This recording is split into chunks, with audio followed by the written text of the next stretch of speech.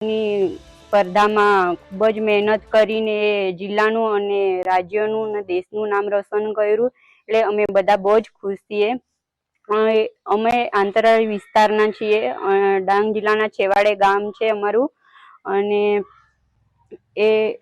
અમે અમારું વ્યવસાય ખેતી છે, પશુપાલન. અને અમને મમ્મી પપ્પાએ ખૂબ જ સંઘર્ષ કરીને, ખૂબ જ મહેનત કરીને ભણાવ્યા. અને ક્યારેય એવું ના નહીં પાડી કે ભણવા નહીં જતા કે આમ છે તેમ છે.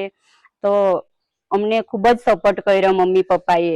દેશના માટે ખોખોની વર્લ્ડ કપ ટીમમાં એને જે એક સ્થાન પ્રાપ્ત કર્યું અને એ સ્થાન પ્રાપ્ત કરીને એને 9 નંબરની જર્સી પહેરીને જે રમત રમતી હતી, એ અમારા લગભગ ગામોના કે આજુબાજુના જેને ખબર પડી કે દેવજીભાઈની દીકરી ઓપીના આજે ખોખોની વર્લ્ડ કપની ટીમમાં રમવાની છે, તો લોકોએ એક જાતનો રિસર્ચનો ઉત્સવ જેવો મનાવેલો અને ટીવી પાસે ગોઠવાઈ ગયેલા. અને જ્યારે 9 નંબરની જર્સી પહેરીને એમ જ્યારે રમત રમતી હતી ત્યારે લોકોને આમ ખરેખર આનંદ અનુભવતા હતા. અને જ્યારે વર્લ્ડ કપમાં ટીમ જીતી ત્યારે આમ એક અમારે ખુશીનો એક ગામમાં એક મેળો જેવો થઈ ગયેલો.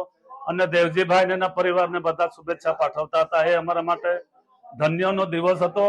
અને એટલા ઊંડાણમાં તો એ આમ અમારી દીકરી અને એક નામના મેળવે છે, એ અમારા માટે એક ખુશીના સમાચાર છે.